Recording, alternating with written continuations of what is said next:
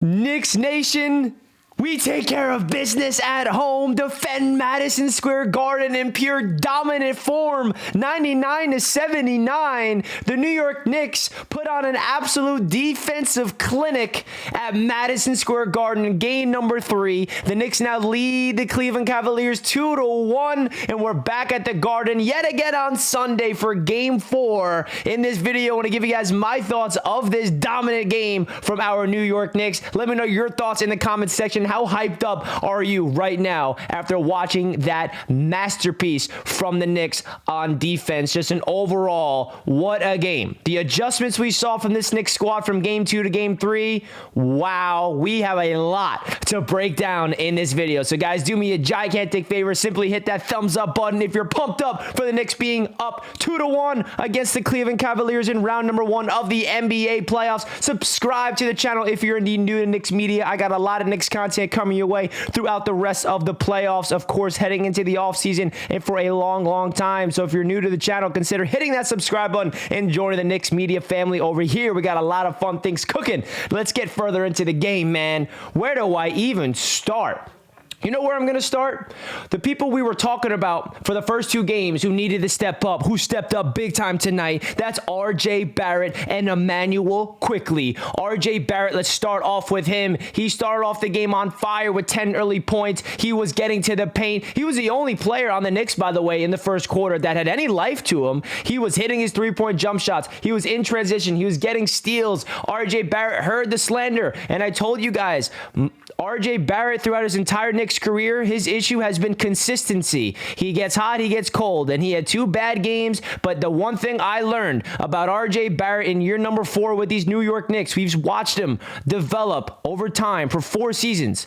We all know what RJ brings, and the one thing that I love about RJ Barrett that you could not question is his mentality, is his ability to push through the tough times, the ability to not get too high and not get too low, and have that mindset to push through the adversity. It takes a really mentally strong person, especially at his age, at 22 years old, to be able to get through those funky times. And he got his confidence, he got his swagger, he was attacking the paint, he was hitting contested layups, he was hitting his jump shot, he was doing everything we've been asking from him. So now I'm looking at you, RJ. Again, can you be consistent? Because it's not about one game. One game is not going to help us win the series. We need you to string the next couple of games to help us win this series. So hopefully you can bounce back again in game number 4. Emmanuel Quickley, he absolutely did everything he needed to do tonight. 5 of 6 off the bench with 11 points. Thank you, IQ. He didn't have his dominant self of getting like 15 plus or 20 plus or anything like that, but this was one of those defensive gritty games where we didn't need a lot of offense. We simply didn't. We held the Cavs to 79 freaking points, 17 points in the first quarter both teams had, and the Cavs, I believe, had 32 points in the first half. This is just a defensive masterpiece, but it was really important to have the 2 role players of RJ Barrett and Emmanuel Quickley step up because we were talking about them a lot. The other role player who has been struggling, unfortunately, went down with an injury tonight, that being Quentin Grimes with a contused shoulder. He left the game and he did not return. Hopefully he'll be okay for game 4. We'll keep you in tune for that. But then talking about the stars real quick, Jalen Brunson. I mean, Jalen Brunson did everything we needed, bro. He got into a rhythm in that third quarter, hitting a crazy shot after crazy shot. He was able to just adjust because I think he knew what was coming after game number 2. He struggled, and I think a lot had to do with Jalen Brunson's struggles was the Cleveland Cavaliers blitzing and double teaming him, and he wasn't prepared for the moment in Cleveland. Now he knew what to expect from the Cleveland Cavaliers defense. They're going to blitz, they're going to double team, and you got to give the Knicks coaching staff a lot of credit for their adjustments from game 2 to game 3. They knew what was coming. They were prepared for it. Jalen Brunson got his teammates involved. He hit his clutch shots, 21 points, 6 dimes, 2 steals off 10 of 18 from the field. Excellent stuff from Jalen Brunson. Now, do you know what's really crazy? Julius Randle had a really bad game, and we still beat them by 20 points.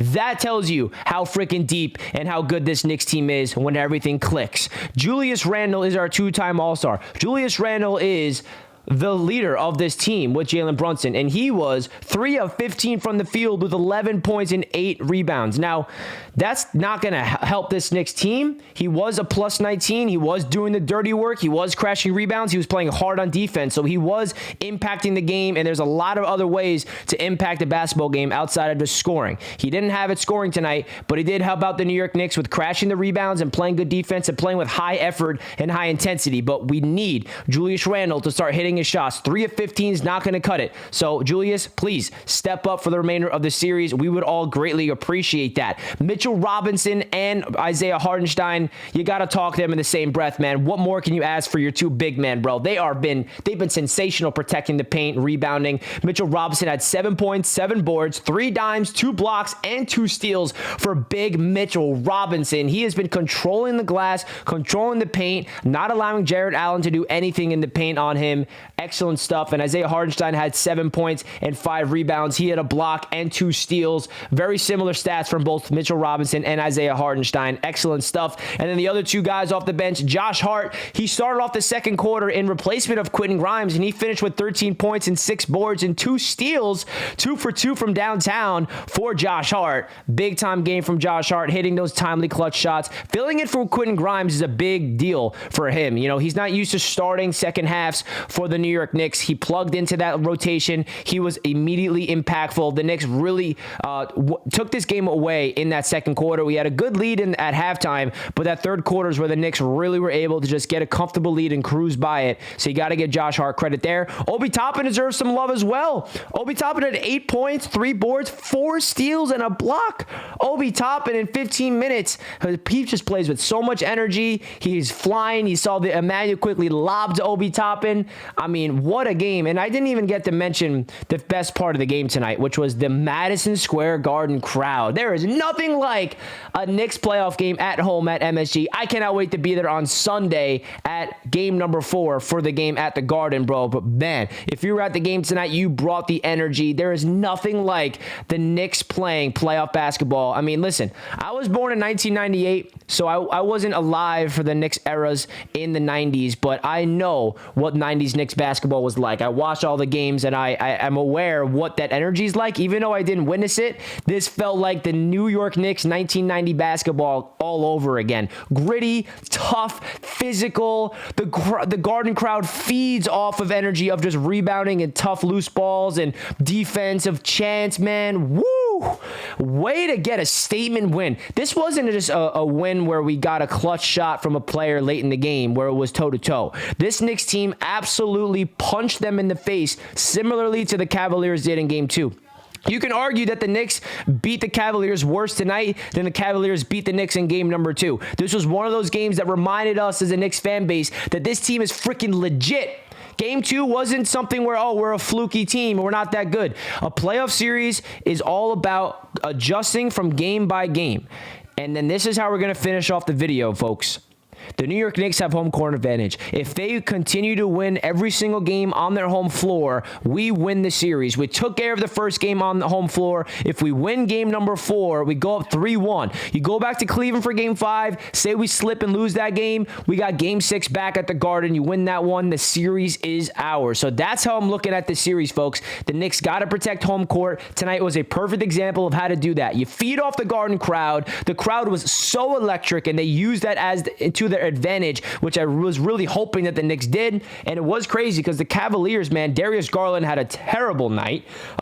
Absolutely atrocious after having a really good game in game number 2 for the Cleveland Cavaliers. Donovan Mitchell had his 22 points, but he was pretty cold. And the Cavaliers as a unit just did not shoot the ball well. And the Knicks defense deserves a lot of freaking credit. So let me know your thoughts down below in the comment section, guys. Hit that like button if you did not already. It really does help out the channel a ton. I appreciate you guys tuning into Knicks Media. I am so freaking hyped up right now. I'm like beaten red from the face. I'm sweating. I can't believe what I just witnessed, man. This Knicks team just cruised by the Cleveland Cavaliers, and we got a big-time game number 4 at the Garden, 1 p.m. on ABC on Sunday.